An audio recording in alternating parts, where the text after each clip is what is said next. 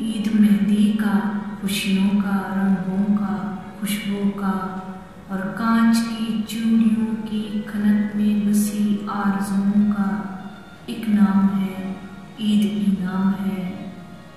ईद तजदीद है, ईद तमहीद है, ईद जैसे कोई रोशनी की किरण, एक वादे कहानी फसाने की, या हिज्र मौसम में लिपटे हुए वस्ल के दुख की तमहीद है।